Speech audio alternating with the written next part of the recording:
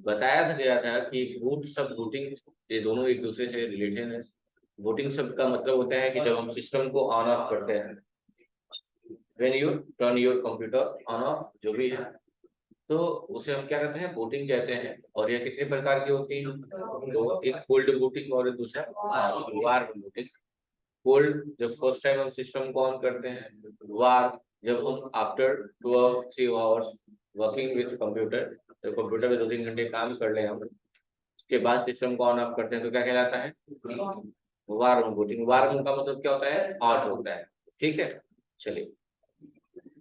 अब इन्वायरमेंट में लोड हो जाता है ऑपरेटिंग सिस्टम। अब वही बात कहा है कि ऑपरेटिंग सिस्टम के बारे में, ठीक है। टाइप्स ऑफ सॉफ्टवेयर में जानते ही आप लोग, सिस्टम सॉफ्टवेयर और एप्लीकेशन सॉफ्टवेयर जानते हैं ना। तो मैं थोड़ा जूम कर रहा हूँ।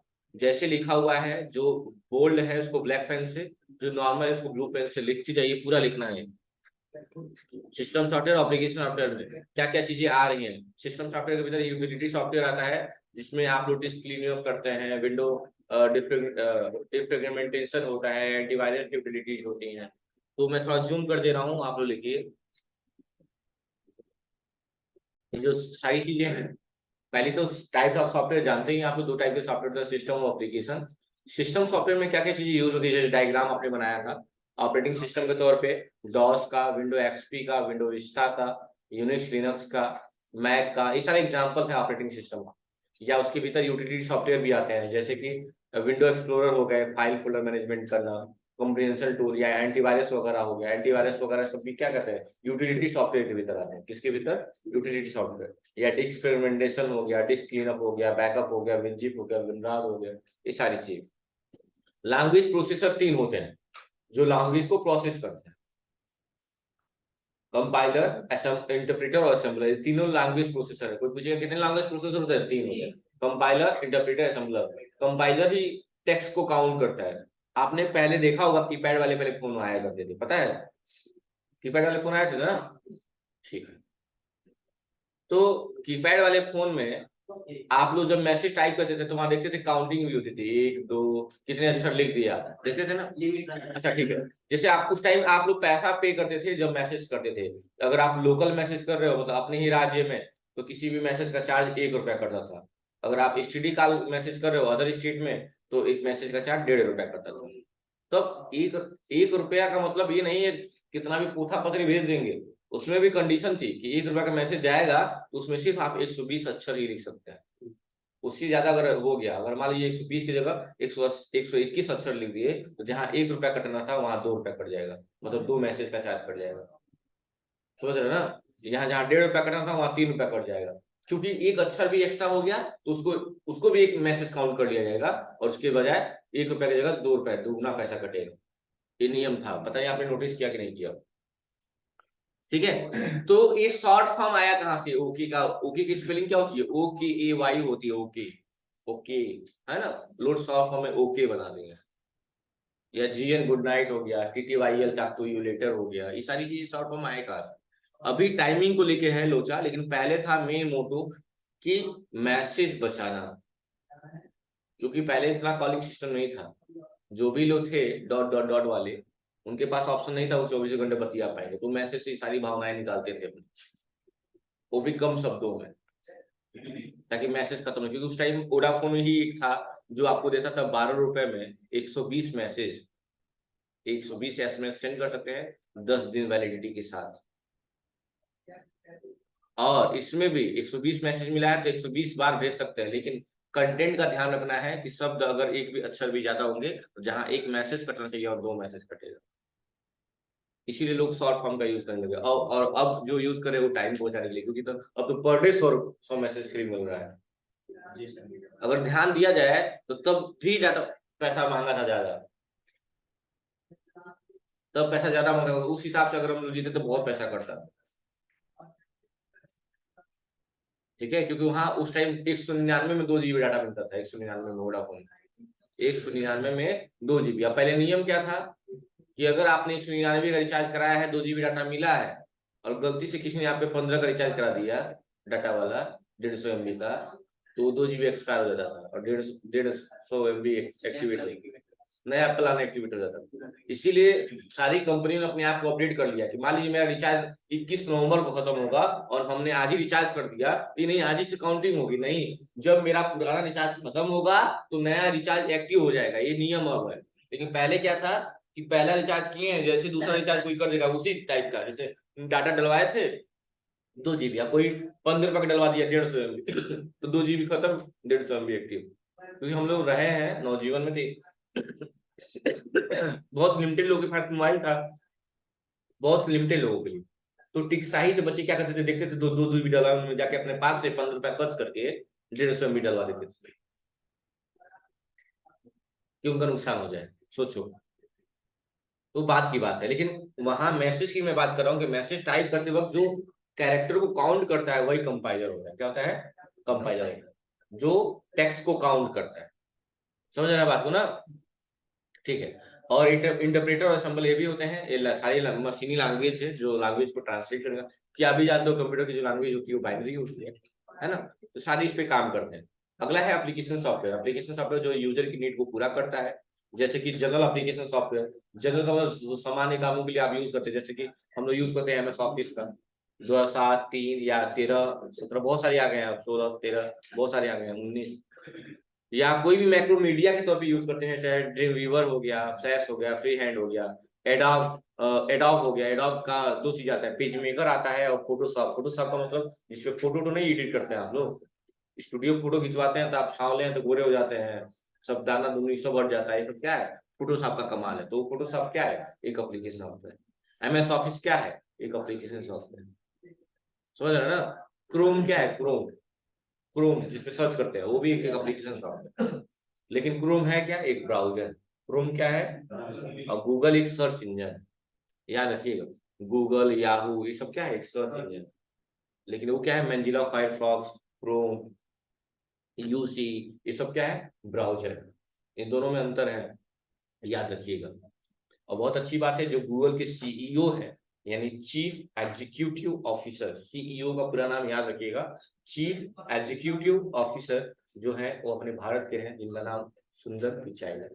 क्या है? सुंदर पिचाई, जो अपने भारत राज्य के भारत के तमिलनाडु राज्य से बिलोंग करते हैं। उनका इनकम पूछिए मत, भौकाल तो अलग ही। ठीक है। तो अगला है टेलर कस्टमाइज सॉफ्टवेयर का मतलब होता है जो हम अपने हिसाब से कस्टम तरीके से लाते हैं, मतलब अपनी इच्छा। जैसे स्कूल मैनेजमेंट के लिए कोई एप्लीकेशन बनवा लिए, इन्वेंट्री मैनेजमेंट करेंगे। इन्वेंट्री का मतलब होता है स्टॉक मैनेजमेंट करना। जैसे कि आपने देखा नहीं होगा कि मेडिसिन शॉप पे एक पर्सनल सॉफ्टवेयर बनाया जाता है, पर्सनल, कितने मेडिसिन आया है, कितना बेच दिए हैं, इस सब का मैनेजमेंट करना क्या कहलाता है? इन्वेंट्री मैनेजमेंट कहलाता है। क्या कहलाता है? इन्वेंट्री मैनेजमेंट कहलाता है।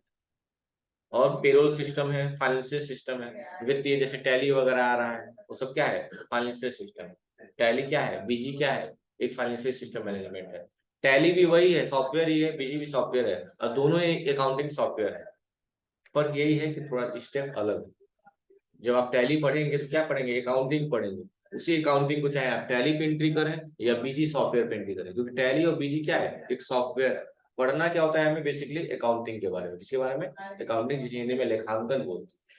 ठीक है, चलिए। तो ये है टाइप्स ऑफ सॉफ्टवेयर, 2 टाइप के, सिस्टम और एप्लीकेशन। सबका एग्जाम्पल याद रखिएगा। टेस्ट होगा इस हफ्ते में कभी भी बिना बताए, ठीक है? 2 दिन बीत गए, सैटरडे को होगा नहीं, तो समझ जाइए कब होगा। ठीक है।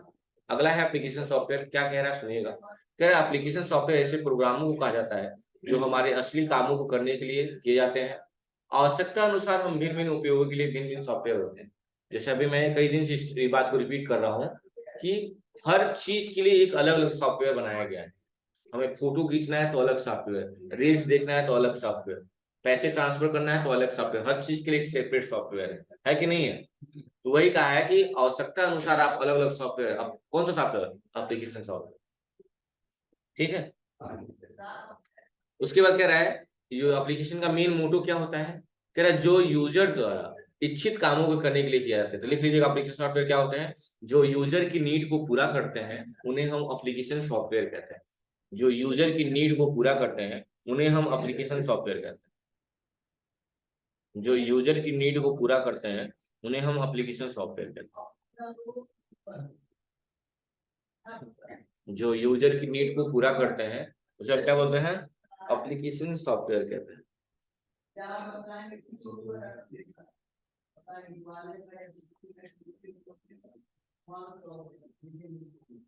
जो यूजर की नीड को पूरा करते हैं उन्हें हम एप्लीकेशन सॉफ्टवेयर कहते हैं। हो गया, ठीक। जैसे इसका यूज हुआ है वेतन की गणना करने के लिए, लेन देन का हिसाब मेंटेन करने के लिए, बिक्री, हाँ, सेल्स स्टॉक मैनेजमेंट करने के लिए, बहुत सारी चीजें। अब हम बात करेंगे ऑपरेटिंग सिस्टम है क्या, जैसा हम लास्ट क्लास में डिस्कस भी किए थे। अंकित क्या नाम है, पांडे, आशुतोष, सीधा देखिए सामने, ऊपर क्या देख रहा है। अगला है ऑपरेटिंग सिस्टम। ऑपरेटिंग सिस्टम शुरू से मैं बताता आया हूँ। ऑपरेटिंग सिस्टम व्यवस्थित रूप से जमे हुए सॉफ्टवेयर का समूह। क्या है ऑपरेटिंग सिस्टम? व्यवस्थित रूप से जमे हुए सॉफ्टवेयर का एक समूह है जो कि आंकड़ों या निर्देशों के संरक्षण को नियंत्रित करता है। ऑपरेटिंग सिस्टम कंप्यूटर सिस्टम के प्रत्येक रिसोर्स की स्थिति का लेखा जोखा रखता है। मतलब हर एक सिचुएशन, हर एक कंडीशन का लेखा जोखा रखता है ऑपरेटिंग सिस्टम, तथा यह भी निर्णय लेता है कि किसका, कब और कितनी देर तक कंप्यूटर पर रिसोर्स नियंत्रण रहेगा। आप किसी प्रोग्राम को क्लोज करते हो तो कभी कभी थोड़ा टाइम लग के क्लोज होता है ना, वो सारा किसके कारण हो रहा है, ऑपरेटिंग सिस्टम के कारण। क्योंकि सिर्फ आप एक इंस्ट्रक्शन देने वाले एक यूजर हो और कुछ नहीं है, लेकिन उस पर काम कौन कर रहा है, ऑपरेटिंग सिस्टम का। ठीक है, और क्या कहा है, अब वही सब बातें रिपीट करेंगे।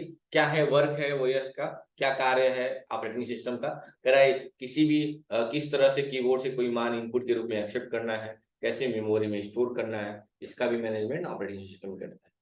कब मेमोरी में स्टोर किसी भी मान को, किसी भी वैल्यू को स्क्रीन पे रन कराना है, रेंडर कराना है, इसका भी वैल्यू, इसका भी हिसाब किताब ऑपरेटिंग सिस्टम में रखता है। कब किसी इंफॉर्मेशन को हार्ड कॉपी प्रिंट आउट करना है, इसका भी मेंटेन कौन करता है, ऑपरेटिंग सिस्टम करता है। ठीक है, कब कोई ऑडियो प्ले करना है, कब वीडियो शो कराना है, कब इंटरनेट से कनेक्ट होना है, ये सारा काम कौन करता है, ऑपरेटिंग, सारा कार्य ऑपरेटिंग सिस्टम का ही है।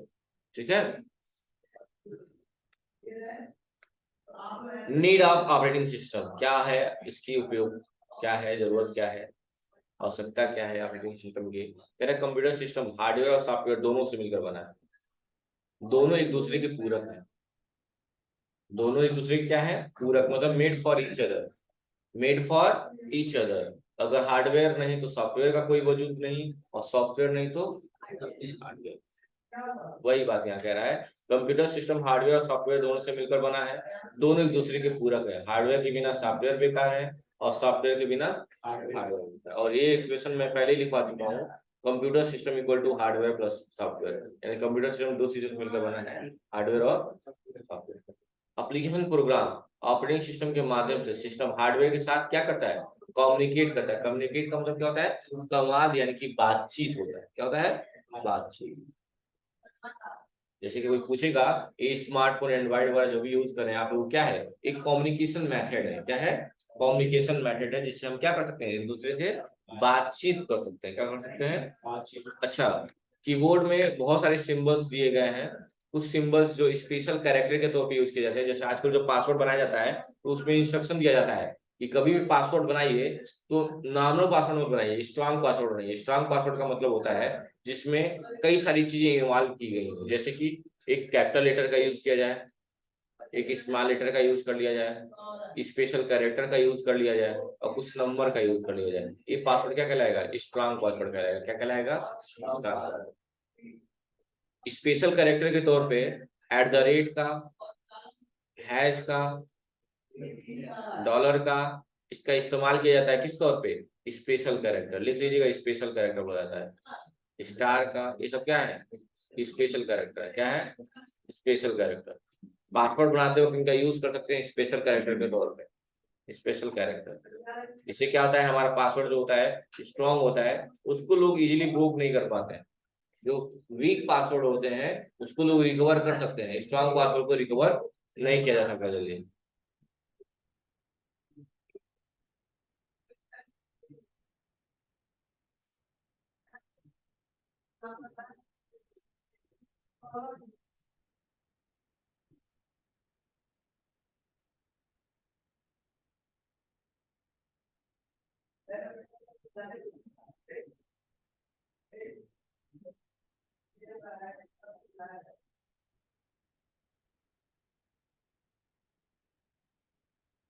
एंड्रॉइड ऑपरेटिंग सिस्टम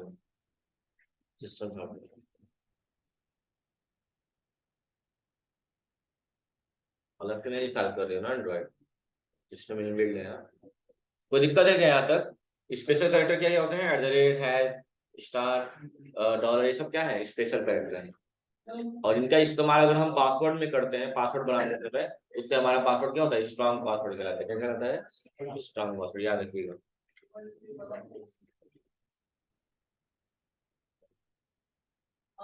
वही चीज बार बार रिपीट करेगा वो। वर्क ऑपरेटिंग सिस्टम कंप्यूटर को ठीक तरह से उपयोग करने के लायक सरल बनाता है।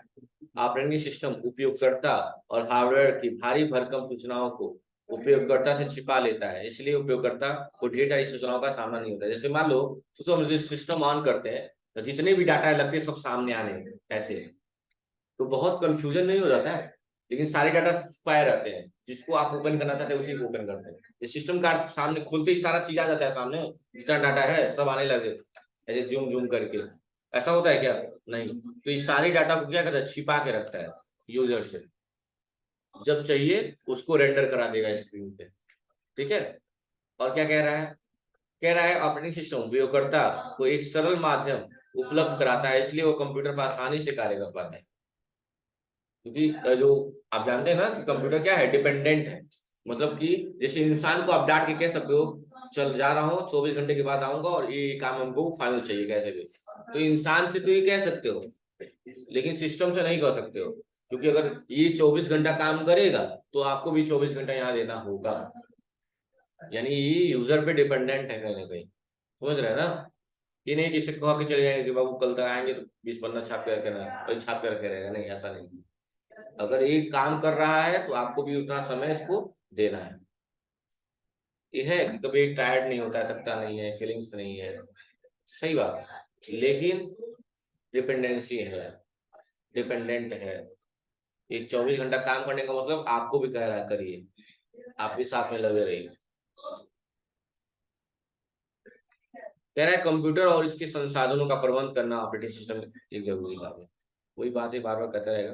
कंप्यूटर चालू किए जाने पर सॉफ्टवेयर को द्वितीयक मेमोरी लेकर प्राथमिक मेमोरी यानी प्राइमरी से सेकेंडरी मेमोरी की बात है, कुछ मूलभूत क्रियाएं स्वतः प्रारंभ करना, ये सब काम हार्डवेयर और उपयोगकर्ता के बीच में संबंध स्थापित करना, ये सारा काम किसका है? Operating system. ठीक है। मेमोरी और फाइल का मैनेजमेंट करना, हार्डवेयर और सॉफ्टवेयर का करना, सब कुछ मैनेज करता है कौन? Operating system. ये सारा काम करता है। Processor management, memory management, device management, storage management, application interface, user interface, files management, security management, interrupt controller, IO, intelligence को असेंड बोलते हैं आईओ को, इनपुट आउटपुट भी बोला जाता है। ठीक है। आईक्यू, केवल आईक्यू लिखा हुआ है तो इंटेलिजेंस पार्ट है, लेकिन स्लैश लगा के लिखा हुआ है तो इनपुट और आउटपुट हो जाता है। ठीक है, याद रखिएगा। अब ऑपरेटिंग सिस्टम के टाइप्स क्या है? तो दो चीजों पर ऑपरेटिंग सिस्टम आधारित है। कितने पे? दो चीजों पे। एक होता है CUI और दूसरा होता है GUI। CUI का मतलब होता है कैरेक्टर यूजर इंटरफेस और GUI का होता है ग्राफिकल यूजर इंटरफेस। और पहले के जो कंप्यूटर सिस्टम थे वो कैरेक्टर पे आधारित थे और अभी के कंप्यूटर सिस्टम ग्राफिकल मेथड से। और ग्राफिकल मेथड बहुत आसान होता है लोगों को समझाने के लिए, इसलिए इस मेथड का यूज ज्यादा किया जा रहा है।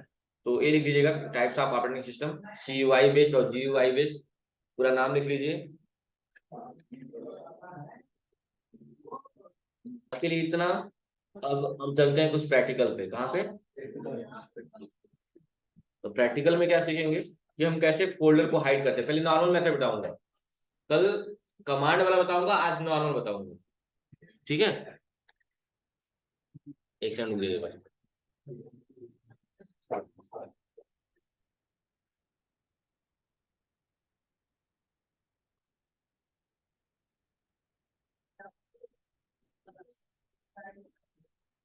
चलिए देखिए यार, जैसे एक अंकित नाम से एक फोल्डर बना हुआ है, यहाँ पे बना हुआ है फोल्डर खाली, कोई दिक्कत नहीं। इस फोल्डर को हमें हाइड करना है। तो फोल्डर को हाइड करना है तो सबसे पहले इसके प्रॉपर्टीज में जाना होगा। कहाँ जाना होगा? तो प्रॉपर्टीज ओपन करने की शॉर्टकट की मैंने बताया था, याद आ रहा है? अल्ट प्लस इंटर बताया। अल्ट प्लस इंटर, अल्ट के साथ इंटर दबा दीजिए, प्रॉपर्टीज खुल जाएगी, देख लीजिए। या नहीं याद आ रहा है तो क्या करेंगे? राइट क्लिक और कहाँ जाएंगे? प्रॉपर्टी में, तभी भी ये इंटरफेस आएगा। या तो शॉर्टकट का यूज करिए या स्टेप बाय स्टेप चलिए। यहाँ आएंगे तो एक ऑप्शन होगा हिडन का। हिडन का मतलब होता है छुपना। क्लिक करेंगे और ओके करके ओके कर देंगे बस। आप देख सकते हैं फोल्डर यहाँ से अंकित नाम का गायब हो गया। अब ये फोल्डर क्या हो चुका है, हाइड हो चुका है। लेकिन ये जो मेथड मैं बता रहा हूँ सिंपल मेथड है। एक आदमी हाइड करेगा, दूसरा अनहाइड कर सकता है, बहुत आसान तरीका है। लेकिन कल जो बताऊंगा वो बहुत हाई लेवल का है, बीसीएम से भी बताया जाता है। और उसमें क्या होगा, जो हाइड करेंगे वही रिमूव भी कर पाएगा और कोई नहीं कर पाएगा। अब इसको वापस कैसे लाएंगे, हाइड करना सीख गए आप लोग। स्टेप लिख लीजिएगा, फोल्डर पे राइट क्लिक करना है, प्रॉपर्टी में जाके हिडन पे क्लिक करके ओके ओके कर देना है। इससे क्या हो जाएगा, फोल्डर हाइड हो जाएगा। क्या करना है, फोल्डर पे राइट क्लिक करना है। क्या करना है, फोल्डर पे राइट क्लिक करना है, कहाँ जाना है, प्रॉपर्टीज में हिडन पे क्लिक करके 2 बार ओके कर देना है, हो जाएगा। फोल्डर हाइड हो गया। अब रिमूव कैसे करेंगे, तो उसके लिए हमें जाना होगा कंट्रोल पैनल में। कहाँ जाना होगा, कंट्रोल पैनल। कंट्रोल पैनल में जाएंगे, ओपन करेंगे। हो सकता है आपके में ऐसा दिख रहा हो, ऐसे कैटेगरी टाइप में ऐसे, तो परेशान नहीं होइएगा, यहीं से चेंज कर लीजिएगा। लार्ज आइकन या स्मॉल आइकन जो भी लेना है। आपको जाना है फाइल एक्सप्लोरर ऑप्शन में। कहा जाना है, और यहाँ आने के बाद ऐसा इंटरफेस आएगा। इसमें आप व्यू टैब में जाएंगे। व्यू में जाने के बाद एक ऑप्शन आएगा हिडन फाइल एंड फोल्डर। देखिए कौन सा ऑप्शन सिलेक्ट है, डोंट शो वाला। इसको करिए शो, मतलब जो भी हिडन फाइल है फोल्डर है वो शो करे। ओके करिए, देखिए अभी शो करने लगेंगे। अंकित नाम से ही रही, शो करने लगी। हाँ, लेकिन अभी भी शो तो कर रही है, लेकिन धुंधला दिख रही है, ब्लर दिख रही है। क्यों, क्योंकि अभी भी ये अपने प्रॉपर्टी से क्या है, हाइड है। नहीं, आप इस पे राइट क्लिक किए थे, प्रॉपर्टीज में गए थे और हिडन किए थे ना यहाँ पे, इसको हटा दीजिए और हटा दीजिए, ओके कर दीजिए। ओके कर दीजिए, देखिए डार्क दिखने लगेगा, डार्क दिखने लगा। फिर हाइड करेंगे तो राइट क्लिक करेंगे, प्रॉपर्टी में आएंगे, हिडन पे क्लिक करेंगे और ओके करेंगे। हाइड हो जाएगा लेकिन फिर दिख रहा है धुंधला। तो अब क्या है दिक्कत, तो दिक्कत ये है कि कंट्रोल पैनल से हमने शो करा रखा है। वहां फिर जाइए कंट्रोल पैनल में, कहा जाएंगे, फाइल एक्सप्लोरर ऑप्शन में, कहा जाएंगे, व्यू टैब में, और क्या कर देंगे, डोंट शो। मतलब दो कंडीशन, एक जब आप अनहाइड कर रहे हैं तब धुंधला दिख रहा है। तो जब अनहाइड कर रहे हैं तब धुंधला दिख रहा है, तो रीजन क्या है कि वो अपने प्रॉपर्टी से अभी भी हिडन है। और जब उसको हाइड कर रहे हैं उसके बाद भी धुंधला धुंधला दिख रहा है, तो क्या रीजन है, तो कंट्रोल पैनल से शो कराएगा। दो कंडीशन बन रही है यहाँ पे, ध्यान से सुनिएगा। अगर आप किसी फोल्डर को हाइड कर रहे हैं और कंप्लीटली हाइड नहीं हो रहा है, धुंधला धुंधला दिख रहा है अभी भी, क्या रीजन हो सकता है कि कंट्रोल पैनल से शो कराया गया है। अच्छा, और आप रिमूव कर रहे हैं फोल्डर को, अनहाइड कर रहे हैं, तो अनहाइड कर दिए फिर भी धुंधला धुंधला दिख रहा है, तो क्या रीजन है, तो वो अपने प्रॉपर्टी से अभी भी हिडन है। दो बातें हैं, समझ में आ गई ना। कंट्रोल पैनल में जाना है, फाइल एक्सप्लोरर ऑप्शन में जाना है, व्यू टैब में इसको शो कराना है, ओके करिए। शो तो होने लगेगा लेकिन धुंधला दिखेगा। क्यों धुंधला दिख रहा है, क्योंकि अपने प्रॉपर्टी से अभी भी क्या है, हिडन है। उसको हटा देंगे तो कहानी खत्म हो जाएगी। हो गया बस, ठीक हो गया। और फिर से सोचिए, अब हाइड करेंगे तो क्या होगा, पूरा हाइड हो जाएगा, नहीं धुंधला दिखेगा। क्यों दिखेगा, क्योंकि कंट्रोल पैनल से क्या करा रखे हैं, शो करा रखे हैं। क्या करा रखे हैं, कर लेंगे आप लोग। तो ये ऑप्शन नाम लिख लीजिएगा, कंट्रोल पैनल में नाम क्या है उस ऑप्शन का, file explorer option. File explorer option, पहले कंट्रोल पैनल में जाएंगे, फिर फाइल एक्सप्लोरर ऑप्शन में जाएंगे, और यहाँ एक ऑप्शन आएगा व्यू टैब का। व्यू टैब में आपको दिख जाएगा option don't show hidden file, show hidden file. जो ऑप्शन यूज करना है यूज करिएगा, जो ऑप्शन यूज करना है आप यूज करिएगा, हो जाएगा। तो यही प्रैक्टिकल आपको आज करना है। ये सिंपल तरीका है, आप सोचिए कितना आसान तरीका है। अगर आप हाइड करेंगे तो कोई बगल वाला आपका रिमूव कर सकता है भाई, जैसे शो कराएगा चाहे कितना भी फोल्डर हाइड हो सब दिखने लगेगा। लेकिन जो कल तरीका बताऊंगा वो बेस्ट होगा, ठीक है। तो आज के लिए इतना ही, थैंक यू क्लास, मिलते हैं अगली क्लास में। इस हफ्ते टेस्ट होना है, तैयार रहिएगा।